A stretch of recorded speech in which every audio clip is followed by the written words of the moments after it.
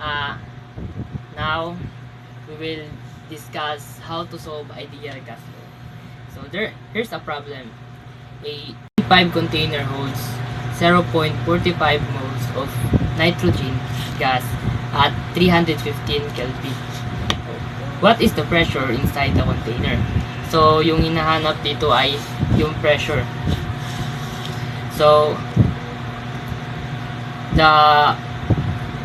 our volume is 2.5 and the N amount of substance is 0.45 mole, and our ideal gas constant is 0.08206,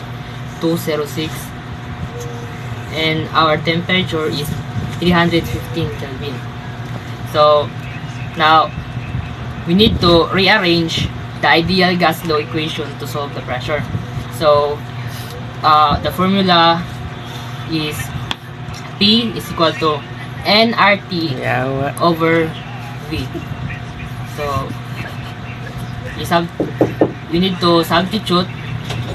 So P or N is 0.45 times R 0.08206 times temperature 315 over by volume 2.5.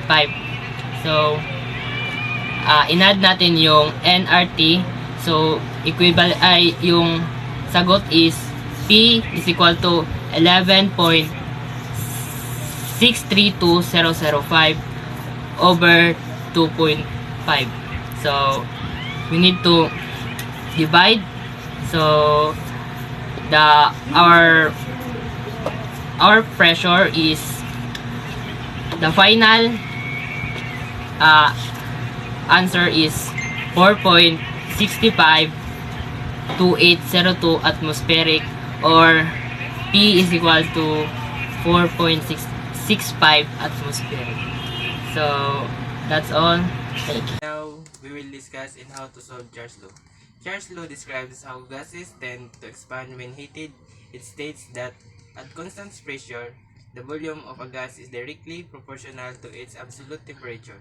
In other words, as the temperature of gas increases, so does its volume, and vice versa. This law is expressed mathematically as V1 with T1 equal to V2 and T2, where V is volume and T is temperature in Kelvin. And here's the problem. A 3.5 liter flexible container holds a gas at 250 Kelvin. What will the new volume be if the temperature is increased to 400 K? V1 over T1 is equal to V2 over T2. The value of V1 is 3.5 liter and the value of T1 is 250 Kelvin. And the value of V2 is unknown and the value of T2 is 400 Kelvin. Now we cross multiply the 3.5 liter and 400 Kelvin is equal to 1400, and 250 Kelvin multiplied by V2 is 250 V2. 1400 is equal to 250 V2.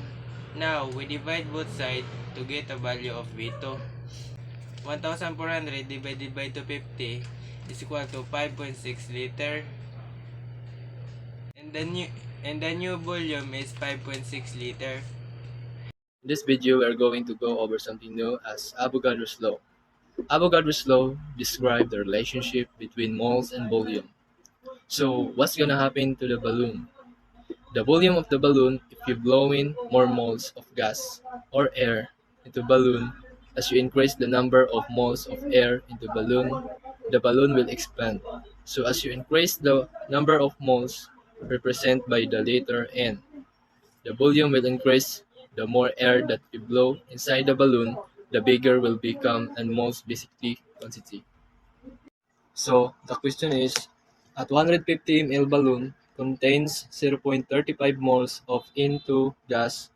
If 0.45 moles of N2 was added to it, what will be the volume of the balloon? That's right. In one is 0.35 moles and B1 is 250 volume, so into and B2, we need to find the value for B2. Now, since B1 ml, B2 is going to B2 as 1. So, into is not 0.45 moles. So, we have to take the 0.35 and add to 0.45, which give us 0.80. So, it's 0.80 moles in N2. So, now we can use B1 and N1. So, B1 is 150 and N1 is 0.35. Let's calculate B2 is 0.80 moles.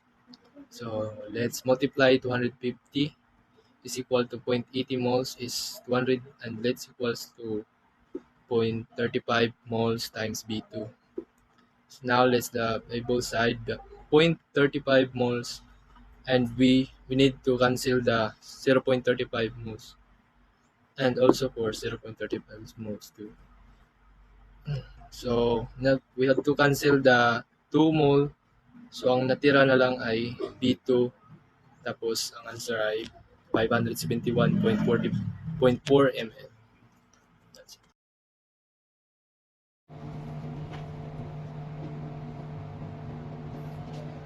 Example about Boyle's law.